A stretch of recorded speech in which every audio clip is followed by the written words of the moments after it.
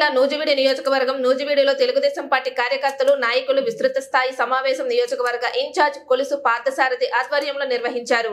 ఈ సందర్భంగా జిల్లా అధికారి ప్రతినిధి మందబాటి బసవరెడ్డి మాట్లాడుతూ పోలంపల్లి ప్రాజెక్ట్ చింతలపూడి ఎత్తిపోతల పథకం పూర్తి కాకపోవడంతో వలన రైతాంగానికి తీవ్ర నష్టం వాటిల్లిందని, పూర్తి ఉంటే ఈ ప్రాంతమంతా సస్యశ్యామలంగా ఉండేదని, అలాగే జగన్మోహన్ రెడ్డి ప్రభుత్వం రైతు వ్యతిరేక ప్రభుత్వం అని ఈ విషయాన్ని ప్రజల్లో తీసుకువెళ్లాల్సిన అవసరం ఎంతైనా ఉందని, ప్రతి గ్రామంలో ప్రతి బూత్ ఓట్లు పరిశీలించి టీడీపీకి మైనస్ ఉన్న చోటు దానికి ఎవరైనా కలుపుకుంటే మెజార్టీ వస్తుందో వారిని కలుపుకొని వెళ్లే పందాలో ముందుకు సాగి పార్థసార్థకంగా గెలిపించి తెలుగుదేశం పార్టీకి అత్యంత మెజార్టీ వచ్చేలా కృషి చేయాలని కోరారు।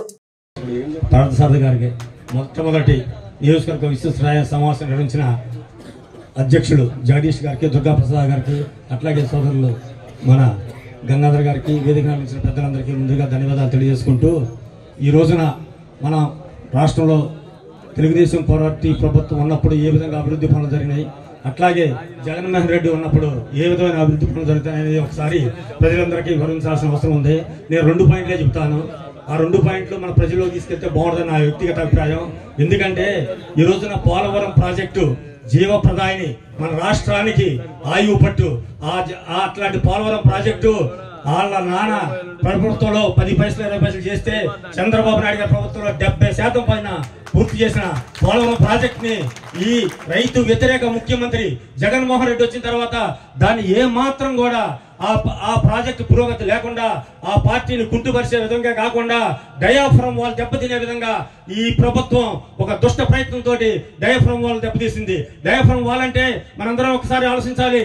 చంద్రబాబు నాయుడు గారి ప్రభుత్వంలో ఆ రోజున 300 అడుగుల లోతులో ఇసుక ఉంటే అక్కడి నుంచి కాంక్రీట్ తోటి ఒక గోడ నిర్మాణం చేసి, ఎందుకంటే ఉదాహరణకి వాగు కాబట్టి ఆ వాగులో 300 అడుగుల వరకు కూడా ఇసుక ఉంటుంది, అక్కడ రాతి పొరల్లో నుంచి కాంక్రీట్ వేసుకొచ్చి డయాఫ్రమ్ వాల్ నిర్మాణం చేసి 3 వంతుల మొత్తం కూడా ప్రాజెక్టును పూర్తి చేసిన మన ప్రభుత్వంలో చేసిన పని ఈ ప్రభుత్వం ఏమాత్రం చేయకుండా నిర్లక్ష్యం చేయడమే కాకుండా రైతు రంగాన్ని మొత్తాన్ని దెబ్బతీసిన పరిస్థితి మనకు ఉంది। ఎందుకంటే అదే విధంగా పోలవరం ప్రాజెక్టు పూర్తయి ఉంటే 960 మెగావాట్ల విద్యుత్ వస్తే మన రాష్ట్రానికి నీటి ద్వారా వచ్చిన విద్యుత్ తోటి ఉచిత విద్యుత్ ఇచ్చిన పేదవాడికి అవకాశం వచ్చేది। అటువంటి పనులు, అభివృద్ధి పనులు చేయకుండా ఈ రాష్ట్ర ప్రభుత్వం విద్యుత్ ధరలు పెంచి పేదవాడు నడ్డి విరిసి, రైతాంగం నడ్డి విరిసి రైతులను దెబ్బతీస్తుంది। ఈ విషయాన్ని మనందరం కూడా ప్రజల్లో తీసుకెళ్లాల్సిన బాధ్యత ఉంది। అట్లాగే మన చింతలపూడి ఎత్తిపోతల పథకం ఉంది। చింతలపూడి ఎత్తిపోతల పథకం మన నూజివీడు నియోజకవర్గంకి మనకి రైతులందరికీ గుండె లాంటిది। అటువంటి చింతలపూడి ఎత్తిపోతల పథకం మన ప్రభుత్వంలో 70% చేస్తే ఈ ప్రభుత్వం వచ్చిన తర్వాత తట్ట మట్టికి కూడా పందికోకుండా నిర్లక్ష్యం వహించింది। అదే కనుక చింతలపూడి ఎత్తిపోతల పథకం పూర్తయి ఉంటే ఈ రోజున మనకి సుమారుగా 4 లక్షల ఎకరాలకి నీళ్లు వచ్చాయి। ఆ లక్షల ఎకరాలకు నీళ్లే కాకుండా మన అప్లాండ్ వండల చెరువులు మొత్తం కూడా నీటి కుంటలాగా తయారైపోయి చెరువు మొత్తం కూడా భూగర్భ జలం ఏర్పడి బోర్లు మొత్తం పనిచేసాయి। ఇటువంటి పరిస్థితులన్నింటినీ కూడా మన రైతాంగానికి వివరించాలి। ఈ ప్రభుత్వం రైతు వ్యతిరేక ప్రభుత్వంగా మనందరం కూడా ప్రజల్లో తెలియజేయాల్సిన బాధ్యత ఉంది।